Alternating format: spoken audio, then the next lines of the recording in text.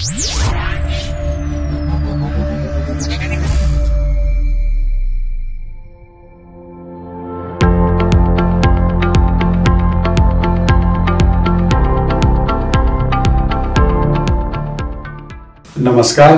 म मनराज गुरुङ, घर लमजुङ, राइनास नगरपालिका वडा number 10, trekking guide, tour guide र माउन्टेन गाइड। 2006 मा चाहिँ मैले मास्टर डिग्रीको इक्जाम दिइसकेपछि चाहिँ अब खाली समयमा अब के गर्ने, करियर कता लाने भन्ने कुरामा सिलसिलामा चाहिँ अब एकजना सँगै पढ्ने साथीबाट चाहिँ यो केरन डाउनी नेपालमा चाहिँ भ्याकेन्सी छ भन्ने सुनेपछि त्यहाँ एप्लाई गरियो र त्यहाँ सेलेक्ट भइयो। विदेशीहरूले यो बुद्धिज्मको बारेमा धेरै चासो गरेपछि मैले बुद्धिज्ममा 1 वर्ष त्रिभुवन युनिभर्सिटीमा चाहिँ पोस्ट ग्रेजुएट डिप्लोमा पिजिडी गरेँ। त्यसपछि लुम्बिनी युनिभर्सिटीमा चाहिँ बुद्धिज्म एन्ड ह्युमन स्टडिजमा फेरि मास्टर गरेँ। त्यही सिलसिलामा केरन डाउनी छोडेपछि बोधी एडभेन्चर कम्पनी सुरु गरियो। सुरु गरेपछि चाहिँ अब why not mountaineering, why just for trekking and tour भन्ने भयो। अनि 2017 मा हामीसँगै इन्ट्रोडक्टरी र क्लाइम्बिङ कोर्स सुरु गर्यो। त्यसपछि चाहिँ मलाई यो हिमालय आरोहण, त्यसमा पनि अब यो इन्टरनेसनल माउन्टेन गाइडै बन्छु भनेर सबै तालिमहरू कन्टिन्यू गर्दै जाँदाखेरि चाहिँ एभरेज चाहिँ एकचोटि चढ्नुपर्छ भन्ने चाहिँ मनमा थियो। तर आफ्नै लागतमा जाँदाखेरि चाहिँ अब अलिकति ठुलो खर्च लाग्ने भएर अहिलेसम्म चाहिँ एभरेज चाहिँ पहल गरेका थिएन। 25 भनौँ न। अब यो फेब्रुअरीमा चाहिँ अब international mountain guide certification course पनि गरेको र यो नेपालको चाहिँ ट्याग नेपाल जो चाहिँ अब यो क्लाइम्बिङ द 7 समिट मिलेर उनीहरूले चाहिँ अब एकदमै लग्जरी एक्सपिडिसन चलाउने अनि उहाँहरूको कम्पनीमा चाहिँ गाइड गर्ने अवसर पायो। त्यसले गर्दाखेरि यसपालि चाहिँ यो 2025 इस्वीमा चाहिँ एभरेस्टमा गाइड गर्ने अवसर जुर्यो र सफल पनि भइयो। रोप फिक्सिङ नगरेसम्म चाहिँ अब समिट पुस भन्ने चाहिँ हुँदैन। रोप फिक्सिङ चाहिँ मलाई लाग्छ यो 9 तारिकमा उनीहरूले सफल गरिसकेपछि हामी चाहिँ फर्स्ट वेभ, हाम्रो कम्पनीको फर्स्ट वेभ चाहिँ 13 तारिकमा जाने भएर हामी बेस क्याम्पबाट 9 तारिक नै हो जस्तो लाग्छ हामी चाहिँ हिँड्यौँ। तर वेदर फोरकास्ट नहेरिकन त अहिले कोही पनि अब समिट जाने कुरा हुँदैन। अनि माथि क्याम्प 2 पुगिसकेपछि चाहिँ 13 भन्दा 15 चाहिँ अलि राम्रो छ भनेपछि हामी चाहिँ फेरि एक्स्ट्रा 2 दिन होल्ड गऱ्यौँ। 15 तारिकको चाहिँ टार्गेट गरेर हामी क्याम्प 2बाट हिँड्यौँ। अनि 15 को बिहान चाहिँ करिब 8 बजीतिर चाहिँ म चाहिँ सगरमाथाको समिटमा पुग्न सफल भइयो। कम्पनीको क्लाइन्ट लिएर जाँदाखेरि चाहिँ अब यो एक्लामेटाइजेसन अनि यो मौसम अनुकूलता मिलाएर अब उचाइमा जाने कुरा हुन्छ। त्यसले गर्दाखेरि हामी चाहिँ सगरमाथाभन्दा पहिला चाहिँ लुबुचे पिक आरोहण गर्ने अनि मात्रै बेस क्याम्प जाने कम्पनीको योजना थियो। त्यसले गर्दाखेरि हामी चाहिँ अप्रिलको 1 तारिक चाहिँ काठमाडौँबाट निस्क्यौँ। म अलिकति यो हाम्रो पुरानो यो प्रिबुद्धिस्ट बोन कल्चर भनौँ न, अनि त्यसको पनि हल्का केही इन्फ्लुएन्स भएको अनि बौद्ध दर्शन अनि यो संस्कारको पनि अलिकति अध्ययन गरेको हुनाले अनि हामी चाहिँ अब चुमुलुङमा हुन्छौँ अब सगरमाथाको चुचुरोलाई अनि यो अबोर्ड अफ विन्ड गडेस। त्यसले गर्दाखेरि म एक हिसाबले इमोसनल पनि थिएँ। आरोहण गर्दै जाँदै गर्दाखेरि चुचुरोतिर जाँदै गर्दाखेरि यो चाहिँ हावाको देवीको वासस्थान मात्रै होइन, यो सबै देवीको वासस्थान हो कि it could be the abode of all goddesses भन्ने चाहिँ मलाई चाहिँ मनमा त्यो एकदमै त्यो एउटा सेन्टिमेन्ट थियो। त्यसले गर्दाखेरि एउटा आस्था, एउटा श्रद्धा सबै कुरा चाहिँ मनमा चाहिँ थियो। त्यो चाहिँ समिटमा गइसकेपछि सगरमाथा पनि असम्भव भन्ने कुरा होइन रहेछ। जति कठिनाई हुन्छ जस्तो लागेको थियो त्यति कठिनाई जस्तो मलाई लागेन। तर हावाको गति हेर्दाखेरि चाहिँ यहाँ धेरै बस्न उचित छैन जस्तो लाग्यो। सुन्दर चाहिँ अचम्मै एकदमै राम्रो सुन्दर दृश्य देखिन्छ त्यहाँबाट नेपाल साइडतिर चाहिँ हिमालयहरू चाहिँ। मेरो चाहिँ अब 2 वर्ष अगाडि मेरो चाहिँ बाबाआमा बित्नु भएको। अनि पहिला अघि नै भने अनि यो सबै देवीहरूको चाहिँ वासस्थान हो कि भन्दाखेरि कतै मेरो आमाको आत्मा पनि चित्त पनि यतै पो छ कि भन्ने चाहिँ मैले चाहिँ त्यो चाहिँ सोचिरहेको थिएँ। अस्वस्थ भइयो भने हिमाल आरोहण गर्न सकिँदैन। त्यसले गर्दाखेरि अब सामान्य यो चिसोबाट हुने बिरामीहरू, रुगाखोकीहरू, आमाहरू, यो अब डायरियाहरू एकदमै सचेत थिएँ। त्यसले गर्दाखेरि म खानपिनदेखि आफूलाई न्यानो राख्नेदेखि लिएर अनि सुताइदेखि लिएर म हरेक कुरामा चाहिँ एकदमै सचेत थिएँ। त्यसले गर्दाखेरि त्यस्तो एकदमै कठिनाइ भएन।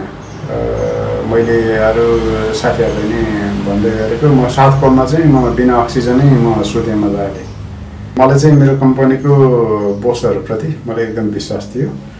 मेरो पर्सनल मेरो क्लाइन्ट चाहिँ क्यामनबाटै फर्के पनि उहाँलाई के थियो भन्दाखेरि एउटा तालिम प्राप्त भएको हिसाबले मेरो चाहिँ एउटा समिटको रेकर्ड भनौँ न पहिला नभए पनि मलाई चाहिँ यो अवसर दियो। मैले समिट गरेँ भने चाहिँ फेरि उहाँहरूलाई चाहिँ अब पछि आफ्नो कम्पनीमा चाहिँ अब आफ्नो क्लाइन्टहरूलाई चाहिँ बुक गर्नलाई सजिलो हुने भएको हिसाबले गर्दाखेरि म चाहिँ एकदमै आत्मविश्वासी थिएँ समिट जाने। मौसम त हिमाल आरोहण गर्दाखेरि एकदमै 100% राम्रो हावै नचल्ने भन्ने त हुँदैन। अब केही जोखिम अब केही च्यालेन्ज त भइहाल्छ। त्यसले गर्दाखेरि हामी जाँदाखेरि मिनिमम विन्ड नै 25-30 किलो नट थियो। त्यो भनेको चाहिँ अब 50-60 किलोमिटरै भन्दा हुन्छ। त्यो हुँदाखेरि पनि के हुन्छ भन्दाखेरि अब नर्मल्ली राति चाहिँ अलिकति स्टेबल हुन्छ। त्यसले गर्दाखेरि अर्ली मर्निङ नै समिट पुग्ने प्लानको हिसाबले चाहिँ हाम्रो टिम चाहिँ हाम्रो कम्पनीको टिम चाहिँ बेलुका 7, 7:30, 8, 8:30, 9 ढिलोमा 9 बजे चाहिँ हामी सबै हिँडिसकेका थियौँ। कम्पनी पनि राम्रो, साथीभाइ पनि सबै राम्रो। हाम्रो शेर्पा साथीहरू चाहिँ एकदमै प्रशंसा गर्न लागेको थियो। अनि म बिहान बिना अक्सिजन साउथ पोलमा सुतिराख्दाखेरि सबै साथीभाइहरू आएर मलाई हेर्नुभयो। अनि अक्सिजन बिना सुतिराखेको देख्दाखेरि मलाई कतिले गाली पनि गर्नुभयो होइन। अनि किन अक्सिजन चाहिँ प्रयोग नगरेको, अक्सिजन छ कि छैन भनेर उहाँले सोध्नुभयो। म ठिकै छु भन्दाखेरि अनि तर सबैले चाहिँ त्यो चाहिँ उपयुक्त नहुने रहेछ। किन भन्दाखेरि पछि म टेन्टबाट बाहिर निस्किँदाखेरि चाहिँ हल्का आफूले सेकी फिल जस्तो गरेँ। अनि फेरि तत्कालै फेरि एकजना शेर्पा भाइले पासाङ लिन्जी भन्ने एकजना भाइ हुनुहुन्थ्यो। उहाँले करिब 200 बार जति भएको अक्सिजन सिलिन्डर ल्याइदिनु भयो। अनि फेरि खाएँ अनि झोलाहरू प्याक गरियो। अनि हामी 8 बजीतिर चाहिँ साउथ पोलबाट हिँड्यौँ। फेरि हिमालमा एकदमै मैले देखेको चुनौती भनेको चाहिँ डिहाइड्रेसन। किन चिसो अनि पानीमा कुनै स्वाद हुँदैन, कुनै मिनरल हुँदैन। अनि तपाईँले पानी खान मन लाग्दैन। तर तपाईँले पानी नै नखाइदिएपछि तपाईँको इनर्जी चाहिँ यति छिटो चाहिँ ड्रेन हुन्छ कि तपाईँ हिँड्नै सक्नुहुन्न। त्यसले गर्दाखेरि अब साथीभाइमा पानी उमाल्ने, कसैले हिउँ ल्याउने गर्दाखेरि चाहिँ एकदमै सजिलो हुन्छ। अब सबैभन्दा ठुलो अवसर चाहिँ एउटा अन्तर्राष्ट्रिय हिमाल आरोहणको चाहिँ पथ प्रदर्शक इन्टरनेसनल माउन्टेन गाइड बन्छु भनेर अघि बढ्दै गर्दाखेरि अनि आउने भावी पुस्तालाई चाहिँ एउटा इन्स्ट्रक्टर, एउटा प्रशिक्षक बन्छु भन्दै गर्दाखेरि चाहिँ यो अब सगरमाथाभन्दा अग्लो त अर्को कुनै हिमालै छैन। त्यही हिमालको अनुभव अनि त्यहाँको ग्लेसियर, त्यहाँको आइस फर्मेसनहरू होइन, अब आइसबर्गहरू, त्यहाँको चाहिँ अब तापक्रम सबै कुराको चाहिँ अनुभव गर्न पाइयो। अनि त्यो चाहिँ भावी पुस्ताले आफूले चाहिँ प्रशिक्षण गर्ने क्रममा चाहिँ सेयर गर्न पाउने पनि भयो होइन। त्यसले गर्दाखेरि र अन्तर्राष्ट्रिय फोरमहरूमा पनि भोलि जाँदाखेरि अब नेपालको माउन्टेन गाइड भन्दाखेरि जसले पनि सोध्ने पहिलो प्रश्न चाहिँ अब तपाईँले सगरमाथा आरोहण गर्नुभयो कि भएन भन्ने कुरा हो। त्यसको आन्सर पनि भयो। आरोहण गर्न गइसकेपछि अब यो खुम्बु आइसफल अथवा ग्लेसियर कटेर गइसकेपछि नफर्केसम्म चाहिँ तपाईँको जीवन साँच्चीकै सुरक्षित छ कि छैन भन्ने तपाईँलाई थाहा हुँदैन। त्यसले गर्दाखेरि चाहिँ एउटा के हुँदो रहेछ भन्दाखेरि तपाईँको लाइफको भ्यालु होइन, तपाईँले अर्कै जुनी नै पाएको हो कि जस्तो, अथवा यो जिन्दगी त साँच्चीकै एकदमै महत्त्वपूर्ण रहेछ भन्ने चाहिँ तपाईँले चाहिँ बढी रियलाइज हुँदो रहेछ। खाना एकदमै महत्त्वपूर्ण कुरा। किन भन्दाखेरि तपाईँ धेरै समय चाहिँ अब तपाईँ बेस क्याम्पमै बस्नुहुन्छ। अब यो रोटेसन भन्छ हामी एक्लामटाइजेसनको विषयमा क्याम्प 1 जाने, क्याम्प 2 टच गरेर फेरि क्याम्प 1 आएर सुत्ने, बेस क्याम्प झर्ने, फेरि 1-2 दिन बस्ने, अनि फेरि क्याम्प 1 जाने, क्याम्प 2 गएर बस्ने, क्याम्प 3 टच गरेर फेरि क्याम्प 2 गएर बस्ने, बेस क्याम्प झर्ने। यो सिलसिलामा खाना चाहिँ एकदमै जरुरी छ। अनि हाम्रो कम्पनीको चाहिँ अब इन्टरनेसनल सेफ नै थियो। त्यसले गर्दाखेरि खाना चाहिँ एकदमै विविधीकरण बेस क्याम्पमा चाहिँ क्याम्प 1 मा चाहिँ हाम्रो पर्मानेन्ट किचन थिएन। त्यसमा चाहिँ हामीले हाई फुड नै लगेर त्यहाँ चाहिँ अब पानी उमालेर दिने चाहिँ सुविधा चाहिँ थियो। अरू कुरा चाहिँ त्यो हाई फुडमा त्यो तपाईँले उमालेको पानी राखेपछि चाहिँ त्यो पकाएको जस्तै हुन्छ, अनि त्यही खाने सुविधा थियो। अनि क्याम्प 2 मा चाहिँ फेरि पर्मानेन्ट किचन नै थियो। त्यहाँ चाहिँ अब त्यही प्यानकेकहरू, पुरिजहरू, अनि कर्नफ्लेक्सहरू, अनि दाल भातहरू, अनि केही भेराइटीको खानाहरू थियो। म चाहिँ त्यो यो भेजिटेरियन भएको हिसाबले मासु खाने गर्दा भएन, त्यही सादा खानाहरू। र यो क्याम्प 2 छोडेर गइसकेपछि चाहिँ फेरि गाइड नै हो, कुक सबै कुरा आफू खाने अनि पाहुनाले पकाएर खुवाउने। त्यसमा चाहिँ अब नेपालीले चाहिँ अब क्याम्प 2 बाट जाँदाखेरि कतिले के अरे यो नुडलहरू, चाउमिनहरू जस्तो, अनि फ्राई राइसहरू लिएर जाने हुन्छ, अनि त्यो तताएर खाने हो। र मेनली चाहिँ फेरि अर्को नाइटबाट चाहिँ तपाईँको हाई फुड नै हो। बजारमा पाउँछ हाई फुड, त्यो भेजमा पनि पाउँछ, नन भेजमा पनि पाउँछ। अनि त्यो आफ्नो चोइस अनुसार अनि त्यो लिएर जाने। त्यसमा चाहिँ पानी उमालेर हालेपछि तपाईँको 2-4 मिनटमा त्यो पाकेको जस्तो हुन्छ, अनि त्यही खाने हो। अनि धेरैले लाने गरेको चाहिँ अब इनर्जी जेल भन्ने हुन्छ, सानो प्याकेटमा जेल पाउँछ। त्यो जेलले पनि धेरै काम गर्छ। वेट चाहिँ म यहाँबाट जाँदाखेरि 80+ थियो। अनि सायद म बेस क्याम्प झर्दाखेरि मेरो वेट चाहिँ करिब 10 किलो जति कम भएको थियो होला। अहिलेको अब यो सूचना प्रविधिको जमानामा अब यो त सबै कुराहरू प्राय थाहा भइहाल्छ। तर नभएपछि अब नयाँ क्लाइम्बरहरूले चाहिँ अब सगरमाथा आरोहण गर्दाखेरि अब कस्तो होला, के होला, कतिले चाहिँ अब सूचनाहरू पाइराखेको हुँदैन। त्यसको लागि चाहिँ मेरो सल्लाह चाहिँ अब सबैभन्दा पहिले चाहिँ अब गियर तपाईँले चाहिने चाहिँ अब तपाईँले न्यानो राख्ने, तपाईँको चाहिँ अब हेड टु टो चाहिँ तपाईँले सुरक्षा राख्ने चाहिँ सबै कुराहरू चाहिँ सकेसम्म क्वालिटीको सामान चाहियो। अब क्लाइम्बिङ गियर चाहिँ अब तपाईँको एक्सपिडिसन कम्पनीहरूले सजेस्ट गरिहाल्छ। र अर्को कुरो चाहिँ मैले भन्न चाहेको चाहिँ अब स्वास्थ्य, आफूलाई चाहिँ स्वस्थ राख्ने कुराहरू, अब जस्तै आफ्नो इम्युन सिस्टमले कसरी चाहिँ बलियो बनाउने, अब एउटा पोकीदेखि लिएर चाहिँ अब कुनै पनि बिरामी हुनु भएन। अनि अर्को कुरो तपाईँले भने जस्तो अब खानामा राम्रो हुनु पऱ्यो। अब तपाईँको कति कम्पनीहरूले बिजनेस त हो, सबैले नाफा चाहिन्छ, तर तपाईँले जति सस्तो खोज्यो अब तपाईँको सुविधाहरू चाहिँ त्यसमा कटौती हुनसक्छ। एउटा चाहिँ आफूलाई हाइड्रेसन, अब हाइड्रेट तपाईँले चाहिँ अब डिहाइड्रेटबाट जोगाउने त्यति कुराहरू गर्यो। अनि अब यो त क्लाइम्बिङ स्किलहरू पनि बेस क्याम्पमा सिकाइहाल्छ। तिनीहरूलाई ख्याल गरियो भने चाहिँ आरोहण प्रायः मान्छेले गर्न सकिन्छ। किन भन्दाखेरि अब हामीले देखेका छौँ अब कति चाहिँ अब खुट्टा काटेको, हात काटेको, अब अन्धहरू हुन त अब शेर्पा बिना त त्यो सम्भव छैन। त्यो खुट्टै नभएको मान्छेहरू अब सगरमाथाको टुप्पोमा पुग्ने भने चाहिँ डेड बडी चाहिँ अब त्यो तपाईँको हिलारी स्टेपमा त्यो पहिलेदेखि सुनिराखेको अहिले पनि छ। अब त्यो कति वर्ष भइसक्यो, अब ठ्याक्कै त्यो कुन वर्षको लास हो त्यो मलाई याद चाहिँ भएन। तर अहिले चाहिँ त्यो आइस हो कि मान्छे हो जस्तो देख्छ तपाईँको। अब त्यो खुट्टाहरू, जुत्ताहरू सबै छ, तर त्यो टाउकोहरू, जिउतिरहरू हेर्दाखेरि चाहिँ त्यो चाहिँ पुरै आइसको ढिक्का हो कि जस्तो देख्छ।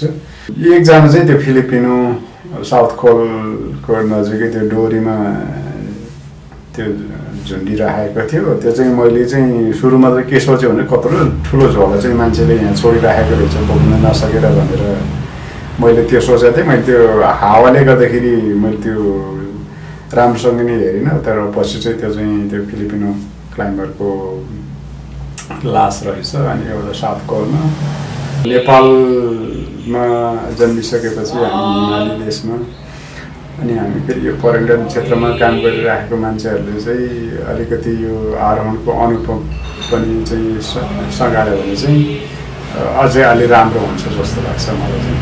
त्यसले गर्दाखेरि मेरो उद्देश्य नै के छ भन्दाखेरि हामीसँग चाहिँ करिब 800 किलोमिटर अब हिमाली रेन्ज पर्वत हिमाली श्रृङ्खला छ।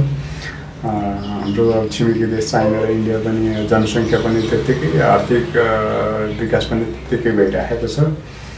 त्यसले गर्दाखेरि यो हिमाल आरोहण सम्बन्धी हामीले शिक्षा स्कुल शिक्षामै जोड्न सकियो, एउटा चाहिँ अप्सनल सब्जेक्टको ऐच्छिक विषयको रूपमा। र त्यही अनुसार चाहिँ पाठ्यक्रम तयार गरेर हामीले पठन पाठन अनि यो तालिम गऱ्यो भने चाहिँ हामी थुप्रै रोजगारी चाहिँ हाम्रै देशमा, हाम्रै हिमालमा चाहिँ सिर्जना गर्न सक्छौँ भन्ने मेरो चाहिँ अठोट हो। म त्यसमै लागिरहेको छु र म मेरै जस्तो विचार भएको साथीभाइहरूसँगै जोडियो भने अझै पनि सजिलो हुन्छ जस्तो लाग्छ। त्यसले गर्दाखेरि आरोहण भन्दा पनि यो आरोहण यो पर्यटनलाई हामीले कसरी चाहिँ अगाडि लान सकिन्छ भन्ने चाहिँ मेरो चाहिँ ध्यान चाहिँ त्यसमा छ। यो जलवायु परिवर्तन, यो क्लाइमेट चेन्जको बारेमा चाहिँ अब यो हामी एकदमै प्रष्ट देख्न सक्छौँ। अहिले मैले चाहिँ यो छोटो भिडियो पनि लिएको थिएँ यो क्याम्प 2बाट क्याम्प 3को बिचमा करिब 6600 मिटरभन्दा हुन्छ। त्यसमा चाहिँ अहिले पानी बगिरहेको छ। त्यो भनेको सामान्य मान्छेले नचिताउने कुरा हो। र अब यो बौद्ध दर्शन अनुसार पनि संसार परिवर्तनशील छ, हरेक कुरा परिवर्तन भइरहेछ। कतिपय कुरा हामीले चाहिँ अब नियन्त्रण गर्न नसक्ने स्थितिमा नि छ। र कहिले कहिले मैले चाहिँ अब यो भन्ने गर्छु कि नेपालको हिमालयहरू चाहिँ अब भोलि कालो पत्थरको चुचुराहरू बन्ने चाहिँ सम्भावना एकदमै बढी छ। हिमालमा जलवायु परिवर्तनको असर चाहिँ एकदमै प्रष्ट देखिन्छ।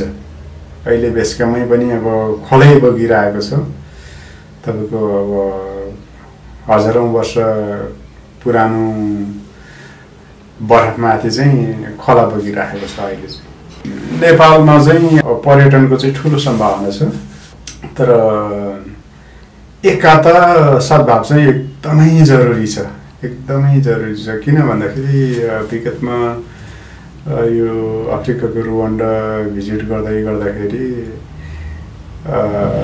1994मा 94 डेजमा चाहिँ मोर देन 1 मिलियन चाहिँ पिपल चाहिँ अब यो हुतु र तुचीको आन्तरिक द्वन्द्वमा मारिएको थाहा पाएँ। तर अहिले करिब 20-25 वर्षको अन्तरालमा आउँदाखेरि रुवान्डा अहिले एकदमै अफ्रिकाको सिङ्गापुरै भन्दो रहेछ। उनीहरूले त्यस्तो परिवर्तन आइसकेको छ। अनि हामीले एउटा प्रश्न गर्दाखेरि तपाईँ कुन चाहिँ जनजाति अन्तर्गत पर्छ, हुतुमा पर्छ कि तुच्चीमा पर्दाखेरि हामी रुवान्डामा पर्छ।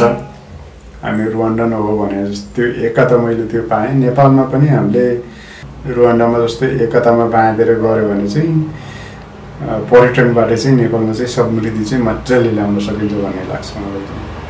प्रोफेसनल एकदमै छ, किन भन्दाखेरि म पनि अन्तर्राष्ट्रिय माउन्टेन गाइड बन्दै गर्दाखेरि र विदेशको माउन्टेन गाइडहरू पनि नेपालमा आएर हिमालमा काम गर्दै गर्दाखेरि हो अब हाम्रो क्लाइन्ट चाहिँ विदेशी नै भएको र अब विदेशकै गाइड हुँदाखेरि उनीहरूकोमा चाहिँ कम्युनिकेसनको एउटा फाइदा एडभान्टेज चाहिँ उनीहरूले हुने भयो।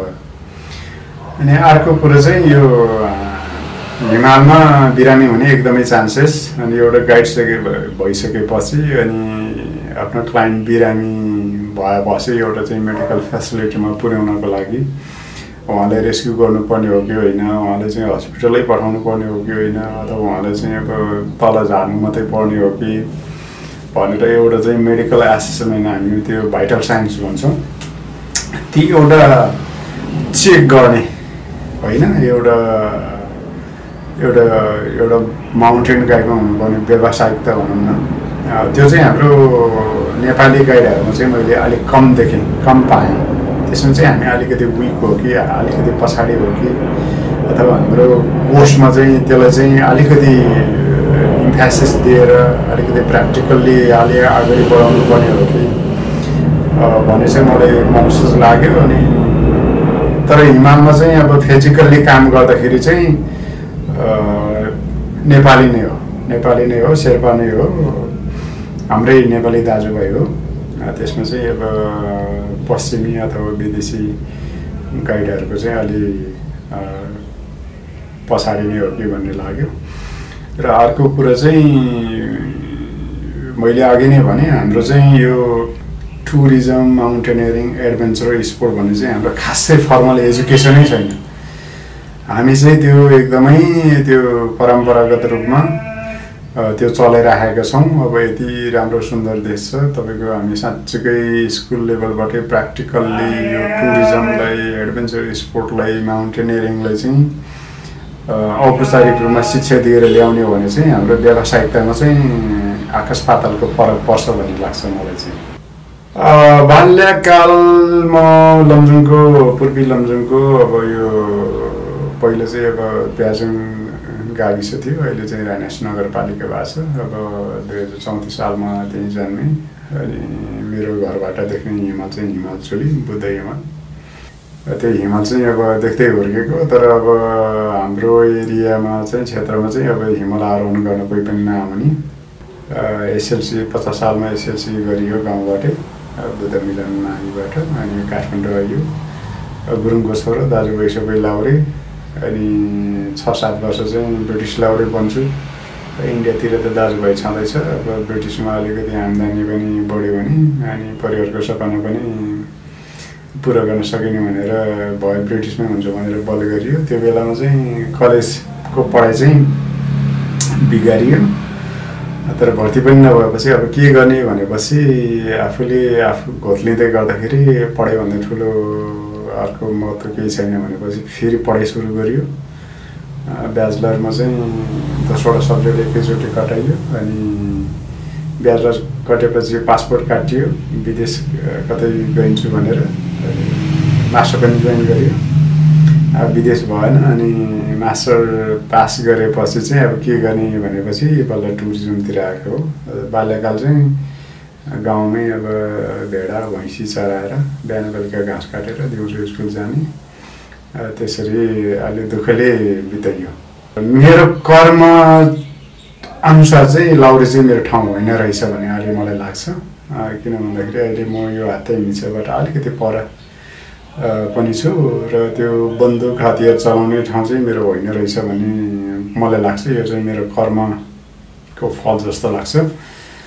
पैसा कमाइन्थ्यो होला, घरगाडी जोडिन्थ्यो होला, तर अहिले चाहिँ यो मनोवैज्ञानिक रूपमा भन्नुहुन्छ कि तपाईँ आध्यात्मिक रूपमा भन्नुहुन्छ, जहाँ म छु म एकदम खुसी छु अहिले चाहिँ। म बौद्ध दर्शनको अध्ययन गर्ने भएको भएर लाइफ चाहिँ is a best gift to serve others है। अब जिन्दगी भनेको चाहिँ अब महायानमा चाहिँ यो पुण्य सम्मर र ज्ञान सम्मर भन्छ। अनि ज्ञान सम्मर भनेको चाहिँ तपाईँको अध्ययन गर्ने, अनुसन्धान गर्ने होइन, अनुभूति गर्ने कुरा हो।